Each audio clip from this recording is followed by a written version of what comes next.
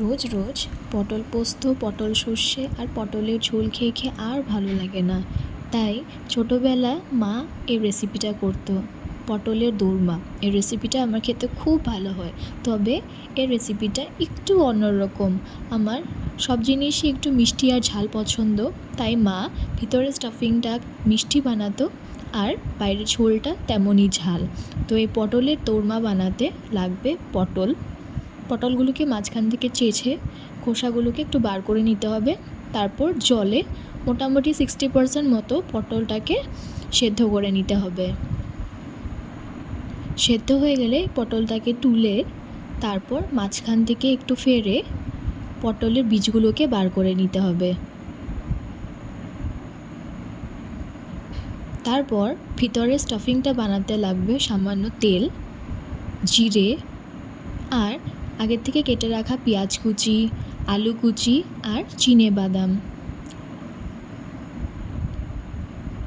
আর তারপর এটার মধ্যে দিতে হবে পটলের বীজগুলোকে। তারপর একে একে মশলা দিতে হবে, নুন আর হলুদ।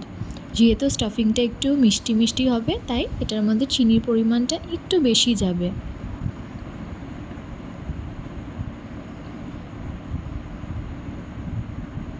আমি এখানে 1 চামচ মতো চিনি দিচ্ছি। তারপর দিব সামান্য লঙ্কার গুঁড়ো। এবার মশলাগুলোকে দিয়ে ভালো করে কষিয়ে নিতে হবে।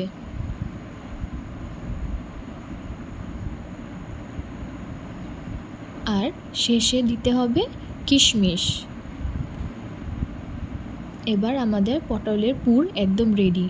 কিছুক্ষণ ঠান্ডা হওয়ার পরে এবার পটলের মধ্যে এই পুরগুলোকে আমরা ভরে নিব।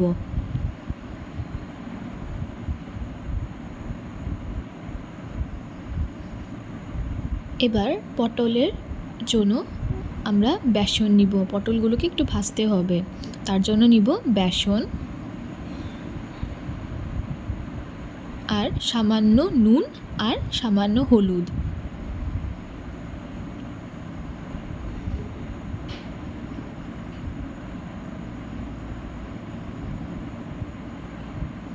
আর এগুলোকে জল দিয়ে একটু ভালো করে মিক্স করে একটা ব্যাটার বানিয়ে নিতে হবে। আর আগের থেকেই স্টাফ করা পটলগুলোর মুখগুলোকে ভালো করে বেসনটা দিয়ে সিল করে কড়া করে ভেজে নিতে হবে।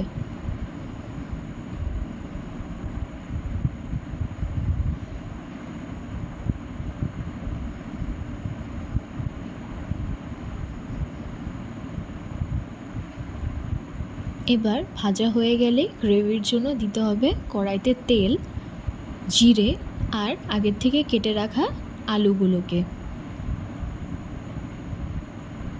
আপনারা চাইলে এই রেসিপিটার মধ্যে পেঁয়াজও দিতে পারেন, কিন্তু আমি আজকের গ্রেভিটার মধ্যে পেঁয়াজ দিচ্ছি না। এটার মধ্যে আমরা দিব নুন, হলুদ, জিরের গুঁড়ো, ধনের গুঁড়ো আর লঙ্কার গুঁড়ো। এবার মশলাটাকে ভালো করে কষিয়ে নিতে হবে। আর তারপর আলুগুলো সেদ্ধ হয়ে গেলেই গ্রেভির জন্য দিয়ে দিতে হবে কিছুটা জল। আর তারপরেই দিতে হবে আগের থেকে ভেজে রাখা পটলগুলোকে। আর এটাকে 10 মিনিট মতো ঢেকে ভালো করে বয়েল হতে দিতে হবে। জাল উঠলেই আমাদের পটলের দোরমা ঝাল ঝাল আবার মিষ্টি মিষ্টি একদম রেডি।